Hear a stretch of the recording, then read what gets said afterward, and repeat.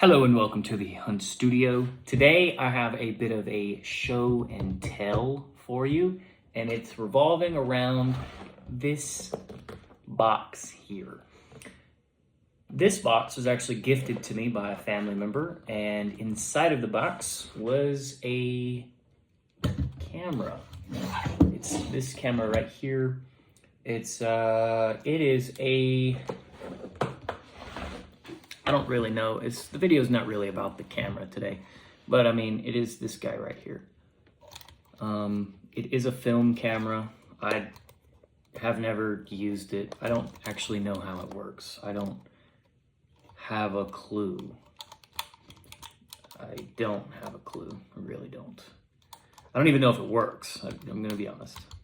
I'm actually going to be doing a bit of a project because I have a problem. This thing has been filled with supplies. This is a bit of a toolbox now, and it is serving a specific purpose, and it has a big problem, and I'll show it to you right now. This right here houses my sewing stuff. It is a sewing kit, and embarrassingly, the stuff is just thrown around at the bottom. And you can see it used to have this little tray that used to sit here on these little pegs inside of here. And it would you could grab the handle and pull it out and whatnot. And its original purpose was all the lenses fit on the bottom down here. And then you slide this tray in here, and then this camera would slide in there perfectly and fit just like this with a lens on it, right? You put a lens on it and it'll fit just perfectly on that tray. And you slide it out, and then all your film and all your extra goodies were inside of here. However, I don't use this camera, but I do use this. And so I need to solve this problem. God.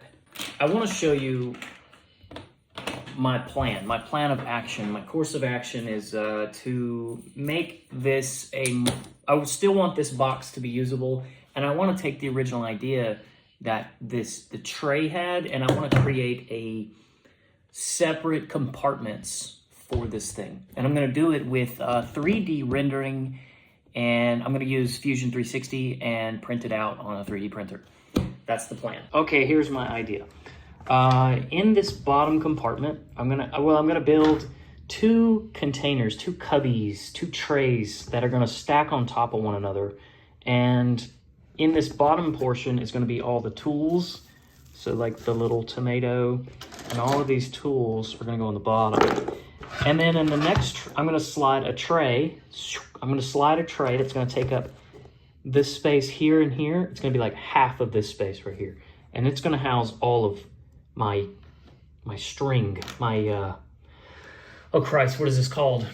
Thread, all of my thread. It's gonna take all that and just line them up super nicely up and down here. And then I'm gonna take a second tray, slide that on top, and put all of this stuff.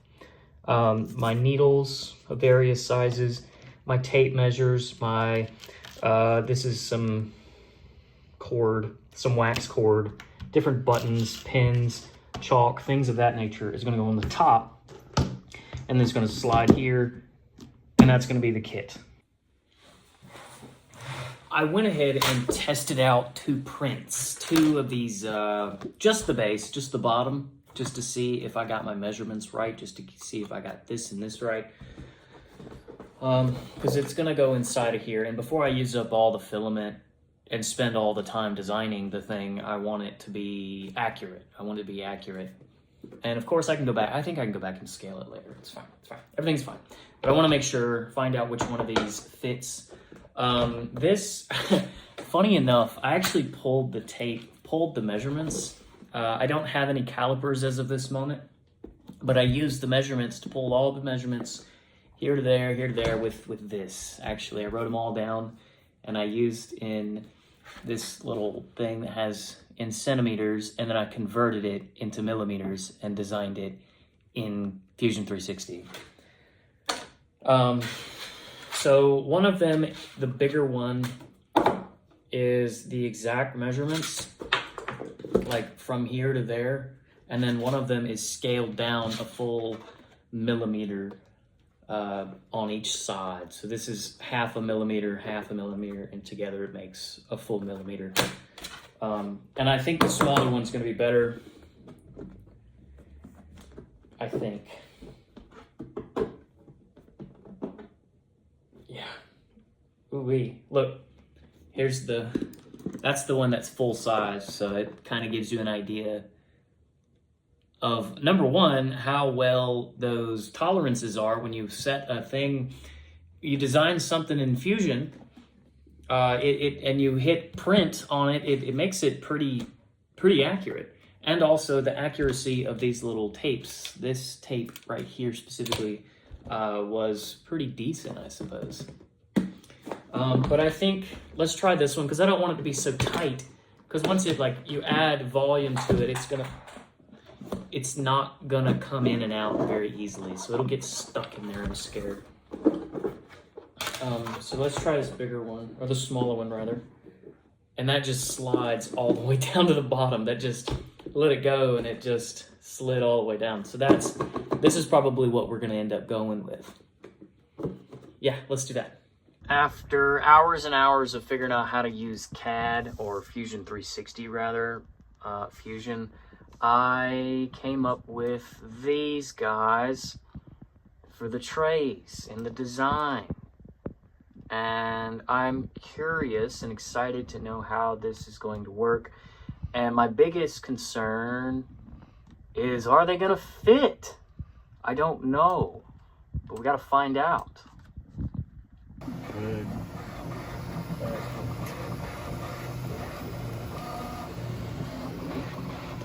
Alright, so there is Corporal A. I have the trays, and I'm super happy about them. I'm happy about the way they turned out. And I'm gonna be honest, I've been using it for a couple of days, several days, to make sure that I like the system. But here we are. I want to show you what I've done. I've created, like I said, a stackable trays. One of these actually has a nice little lip inside of it. Nice little lip there. And so it comes into here, slides in perfectly, and it doesn't move around. And I put a little, you can see they're not the same size, but that's okay. I put these in there so I can reach down in here and pull it up out of here. I am running into a slight problem though. I used the smaller scale of the tray bases. I scaled this entire system down to fit and be more accurate with that, but it wasn't enough. It wasn't enough. It doesn't like going in here so easy. It's really tight. It's very tight in there. And I have to push down and it rubs along the sides. It fits, actually. It fits just fine. It fits.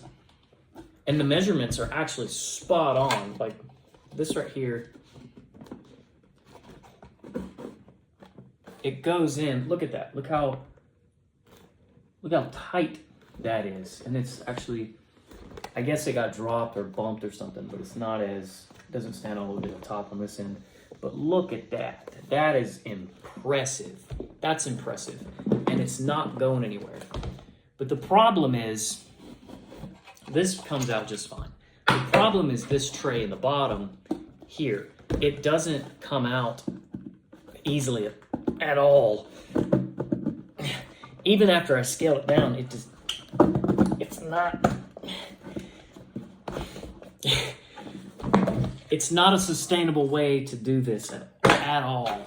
And it's like, there's this, I don't know if I can pick that up, but right there, you see the ribbed texture there? That grabs and digs, the tray grabs that and digs into it. And this thing was made in like the 70s, I presume, and I don't want to tear up the side of it if I can avoid it. So I'm gonna have to do some work today and sand this. I actually haven't touched it at all. I'm gonna have to sand it down because I'm not willing to spend, actually, I don't have a 3D printer at all. I just bought a spool from Bamboo Labs, a spool of, I'll show you. I bought a spool of white PLA, just good basic $20 spool of PLA, and took this to work and 3D printed, used our 3D printer at work to print this. I don't have one here in the studio, so I don't want to waste the material. Not that it's not a big deal, but also I don't want to occupy more time with the printer than is necessary by doing like small micro iterations. So we're just going to sand it, I suppose. Before we do that though, I do want to show what I've done. So this is the bottom tray, and I've gotten it to where it fits in nicely. And also I can still dig my finger down in here and pick it up, right? Because I built the wall up too high at first, but then I put it down. So I can fit a whole row of these here. And then these smaller ones, the fatter ones, can go down in there, right? This one, similar situation. I have designed something specifically for these little jars to go in. I found these jars at like a Joann's Fabric or something, I don't know. But they hold the needles, and they go in here, just like that, like so. And then all of my measurement tools just kind of go in here as well.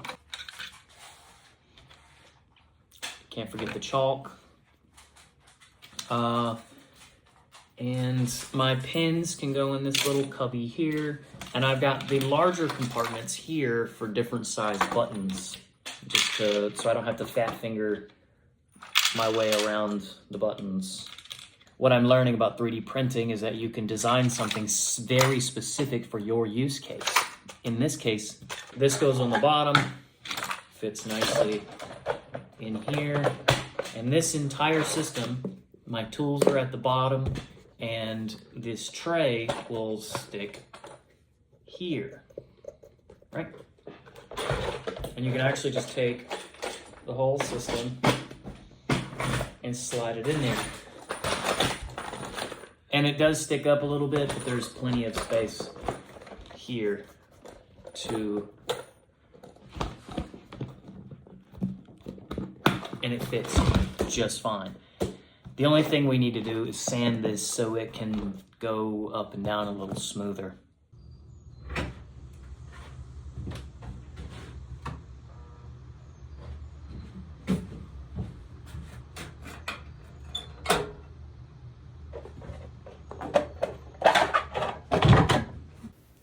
If you've made it this far into the video, do the thing, like the video, subscribe to the Hunt Studio, and if you want to, hit the notification bell, and you will get notified of whenever I upload again, whenever that may be.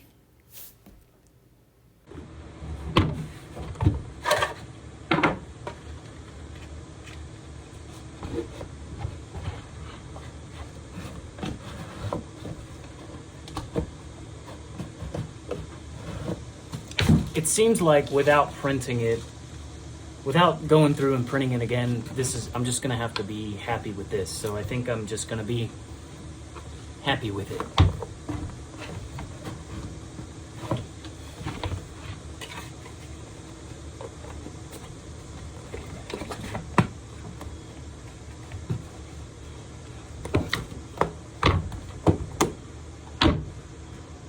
Let's finalize this, shall we? Okay. I'm very happy with this. I'm very happy with the way the trays turned out. And after a bit of spit shining, this thing cleans up really, really nice. This old box looks so good after a bit of cleaning, and I am excited about it. So let's fill her up and call this project done.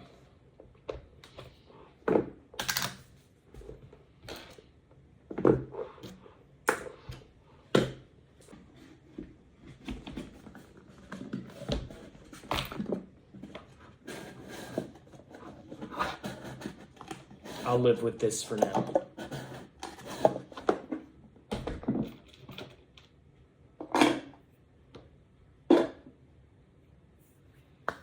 Pop.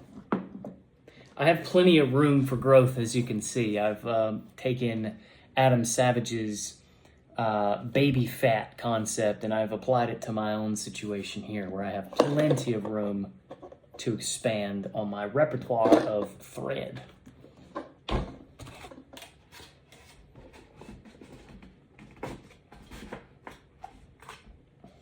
Nice. We'll go large, medium, small. This dude. My measuring instruments. Chalk. Thread. Buttons. These guys.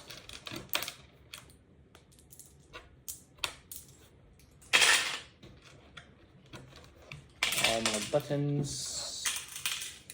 And that is my sewing kit. And I think it's so neat. This thing, this thing is so cool. It came from a camera. It was a camera bag at first. And then it became a toolbox. And I have one last thing to show you before I go. One last thing.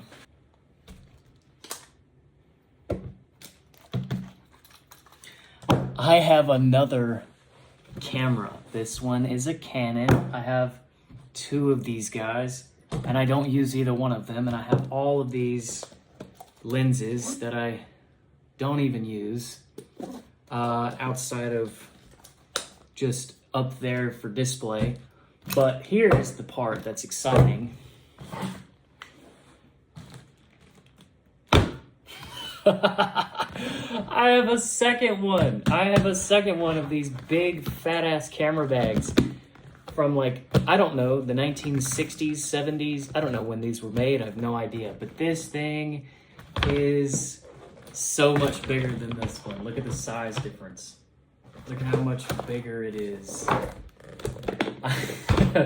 I don't know what to do with this one yet, but I love this bag. I absolutely love it. And I'm gonna do something similar to this bag that I did with this one when I figure out what it is that I wanna put inside of here. It's got some unique features. Some unique features that the other one does not. The clasp is up top. And this has a button right here and here, and it'll open and reveal a bunch of crap. And I don't know what to do with this just yet. I don't know how to implement this situation into my workflow. I'm not sure yet. It's been just used as storage, but I'm gonna figure something out. Let me know some ideas and I will see if I can implement the best one. Let me know. Thank you so much for watching. This is my sewing kit. This is the Hunt Studio, my channel, and I am actually expanding outside of, usually I just do paintings and drawings and such of the things of that nature, but I want to expand a bit more and do more creative endeavors, just broaden my creative endeavors, really. So that's kind of the new direction I'm going to be taking the Hunt Studio in the near future. So let me know what you want to see next, and I will catch you guys next time. See ya. Peace.